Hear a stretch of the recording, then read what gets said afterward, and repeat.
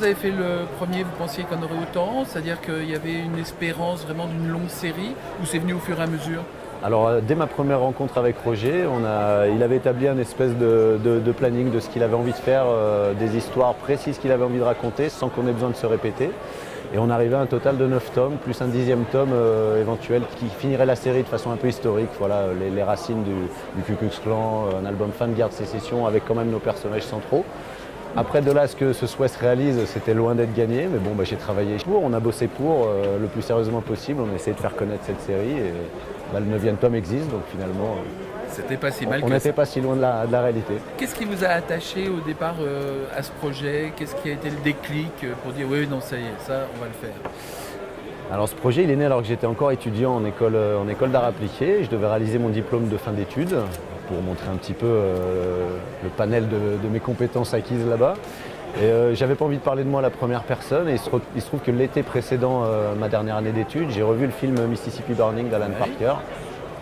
Et le prologue m'a sauté à la gueule. Enfin bon, je me suis dit c'est une évidence parce que ça rejoint des thèmes qui me sont chers. J'avais envie de traiter des propos un peu militants. J'aime l'histoire, j'aime le cinéma américain. Donc voilà, tout était réuni pour que je puisse présenter un projet valable. Et donc j'ai fait une vingtaine de planches pour mon diplôme de cette adaptation, qui ne verra probablement jamais le jour, puisque bon, c'est histoire de droit. Et je suis venu à Angoulême avec mon petit carton à dessin, présenter le projet. Et il se trouve que Roger Martin, que je ne connaissais pas encore à l'époque, venait de proposer le scénario de la série. Il cherchait donc un dessinateur. Voilà. Moi, je suis arrivé devant Emmanuel Proust, j'ai ouvert mon book, il y avait les cagoules, il y avait la croix en feu, il a dit bon sang, voilà. Et donc après, il a fallu s'y mettre à l'arrache-pied. Alors justement, quand on sort de formation et d'école, et qu'on a maintenant 9 albums et qu'on voit le cheminement, en termes techniques, graphiques et tout, on progresse, on apprend des choses, on apprend des petits trucs, on va plus vite. On apprend uniquement sur le tas, comme on dit, Ouais. parce que l'école vous donne des bases techniques, des bases narratives. Vous apprend le métier, mais en superficie. C'est quand on se confronte à la réalité des planches, à la réalisation, à toutes les contraintes techniques qui peuvent se présenter, que là on franchit des caps. Et si vous prenez la série dans sa globalité, vous voyez l'évolution de mon travail entre le 1 et le 2, c'est voilà, ça s'est suivi. Le 3, il y a eu une espèce de bascule graphique et puis ça a continué comme ça. Donc moi ça m'intéresse en tant que dessinateur puisque je me dis que les albums sont vivants, on est des êtres humains, on fait ça à la main, voilà, donc ça évolue en même temps que notre vie, on va dire. Quand on est au 9e album, il y a des moments où on est obligé de tout recommencer, où on s'énerve, où on se dit « Ah, celui-là, j'y arriverai pas, il y a quelque chose qui bloque. Alors d'une part, le marché ne nous laisse pas le temps de tout recommencer. Donc il vaut mieux être bien organisé au début, avoir un scénario béton. Et puis maintenant, avec Roger, on se connaît vraiment bien. Donc je connais les personnages. Moi, j'ai besoin juste de me documenter sur l'univers qu'on va traiter. Et puis après, ça roule tout seul. Alors après, pendant la réalisation de l'album, je m'arrache le peu de cheveux qui me reste parce que c'est toujours compliqué la mise en scène, avoir un album fluide et intéressant. Mais non, ça se fait plutôt naturellement maintenant. L'expérience sert à ça, je pense. Ouais. Les échanges entre justement un scénariste et un dessinateur qui ont appris à se connaître au fur et à mesure, c'est très nourri d'aller-retour. C'est-à-dire qu'il y a des moments où vous lui dites non, ça, on va pas le faire comme ça, je te propose plutôt ça, ou finalement ce qu'il propose, c'est ce qu'on fait. Alors, quand j'ai commencé, étant étudiant, Roger Martin ayant déjà publié plus d'une vingtaine de romans noirs, j'étais dans mes petits souliers, je lui ai dit, je respecterai totalement ton écriture, voilà. Et lui, il m'a dit en retour une chose, il m'a dit, moi, ce que tu fais, je suis incapable de le faire, c'est toi qui vas mettre en image cette histoire, donc tu as une liberté, je te fais confiance sur la mise en scène. Il a été super exigeant, par contre, sur tout ce qui touchait au Ku Klux Klan, aux insignes, enfin voilà, la réalité des faits. Et le temps venant, lui venant plus de la littérature, il avait un petit peu du mal, moi je trouvais, à accepter qu'on puisse raconter quelque chose uniquement par le biais du dessin. Oui, c'est ça, donc il y avait trop de texte. Voilà, il y avait un petit peu beaucoup de texte, moi c'était vraiment compliqué à mettre, enfin c'était des récits très denses. Et donc on a réussi petit à petit avec le temps, en se parlant justement avec des retours réguliers, à ce qu'ils comprennent cette façon de faire. Et donc du coup ça donne des récits un peu plus aérés, qui restent toujours très documentés, très forts, mais qui me laissent une place plus importante pour la mise en scène. Alors Voilà. justement, dans le 9e album, par exemple, il y a des scènes, on va dire, très violentes, actives, bougeantes et tout, et des moments un peu plus sereins. Ouais. Et dans les moments sereins, il y a moins besoin de texte qu'avant, c'est-à-dire que parfois le dessin peut laisser passer une ambiance sans qu'il y ait besoin de commentaires, ou encore un peu trop. Vous avez tout résumé, je ne vois pas ce que je pourrais rajouter à votre question. Nous, c'est le point de vue du lecteur, le point de vue du dessinateur Oui, alors, peut être parfois un peu différent. J'ai le souvenir du tome 8, du tome précédent, qui se passe dans le Montana, où le prologue tient sur 3 ou 4 pages, je ne sais plus. et j'ai 2 bulles. J'ai uniquement 2 cases de texte. Et là, Roger m'a appelé justement en me disant t'as vu ce prologue, je t'ai laissé.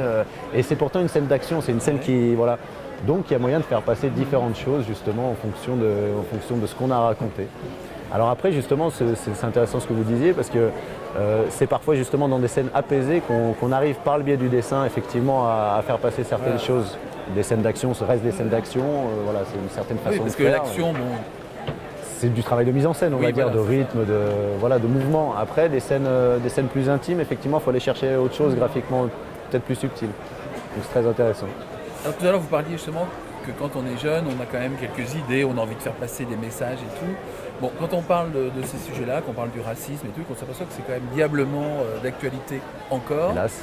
on se dit que des séries comme ça peuvent aussi aider à faire réfléchir, même si c'est pas le message de départ. C'est pas le message de départ, mais ça en fait partie. C'est pas parce que c'est de la bande dessinée qu'on ne peut pas avoir un propos fort, Les documenté. auteurs de bande dessinée ne seraient pas que des saltimbanques. Je me suis perdu en route, j'avais une bonne idée, une bonne réflexion et je me suis un peu perdu en route. Non, ce que je disais, c'est que voilà, il y a quand même des messages auxquels on tient Alors voilà, et qui sont d'actualité. c'est ce que je voulais dire, c'est que moi, par le prisme de la bande dessinée, j'interviens pas mal en milieu scolaire pour parler du médium bande dessinée, mais aussi, de fait, par le fond du sujet, pour parler de la société américaine actuelle, du racisme dans sa globalité. Et donc c'est souvent dans les classes de collège, lycée. Donc on touche une certaine frange de la population justement qui est assez branchée lecture, manga, BD, bouquins, et qui donc par ce biais-là peut être sensibilisé à des sujets importants. Et alors là, vous avez dit aussi, parler de dessinateurs saltimbanques. Demain, il va y avoir un mouvement des dessinateurs. Très important. Voilà, justement, et je voudrais qu'on en parle parce que souvent, ce métier de dessinateur, d'abord, les gens ne le prennent pas pour un métier sérieux. Absolument. Et pourtant, il faut vivre quand même avec son dessin. Donc, il y a quand même des choses qu'il faut rappeler. Je dessine entre 10 à 12 heures par jour, tous les jours. Je suis souvent les week-ends en festival pour promouvoir les albums. Répondre aux interviews. Oui, ça c'est du plaisir. Ça fait partie d'une promotion agréable. La dédicace, c'est particulier parce qu'on prend sur notre temps personnel. On n'est pas rémunéré pour faire ce qu'on fait. C'est un cadeau qu'on fait au lecteur. Et donc c'est vrai que là, par rapport au mouvement de demain, la marche, on est soumis là à des... Comment vous simplifiez ce propos? En fait, nous avons une caisse de retraite complémentaire qui a décidé sans concerter personne. Plus 8%. Voilà, plus 8%. Je fais simple pour les gens pour qu'ils comprennent mieux, c'est-à-dire qu'à partir de 2016, toute la profession, puisque c'est proportionnel, va perdre l'équivalent d'un mois de salaire. Qu'on gagne 1 000 € par mois, qu'on en gagne 5 000, je ne sais pas, voilà, ça impactera tout le monde. Et nous sommes dans une situation où nous, auteurs, le marché s'est rétracté, les ventes ont baissé, le prix des avances pour faire les bouquins ont baissé. On est obligé de travailler. Là, moi, je suis obligé de travailler 2 fois plus qu'il y a 10 ans pour gagner la même somme d'argent et pouvoir simplement subvenir à nos besoins. Donc cette marche-là est très importante pour que justement les gens prennent peut-être un peu conscience de ce que peut vraiment être notre profession, qu'on est quand même à la base de tout ça.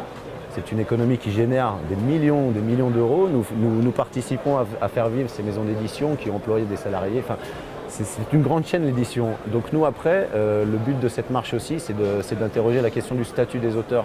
Qui sommes-nous? Nous n'avons pas droit au congé payé, nous n'avons aucune protection sociale quasiment.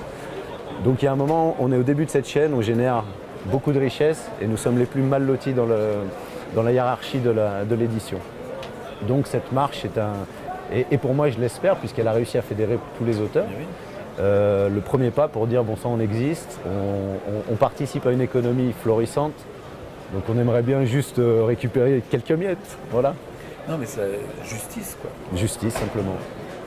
En tout cas, merci de nous en parler aussi, parce que finalement, souvent, on laisse ça de côté, on essaye de... On a l'occasion d'en parler souvent aux Voilà. lecteurs qu'on croise en festival, mais qui après ont aussi leurs problèmes dans leur profession propre, dans leur vie de tous les jours, et qui se disent, tiens, on va voir justement ces dessinateurs de BD, ils nous proposent un peu de rêve, un peu de distraction, mais c'est vrai qu'ils sont loin de se douter de ce que nous, on peut vivre au quotidien pour fabriquer ces bouquins, et voilà, tout simplement. Alors Angoulême, c'est aussi le lieu de passage de plein d'étudiants qui ont, comme vous, il y a quelques années, absolument. le petit dossier sous le bras et qui essayent de montrer. Vous avez envie de leur dire, attention les gars, c'est quand même un métier sacrément difficile, ou au contraire, de temps en temps, vous avez envie de dire, allez, il faut y aller. Y a-t-il des métiers faciles?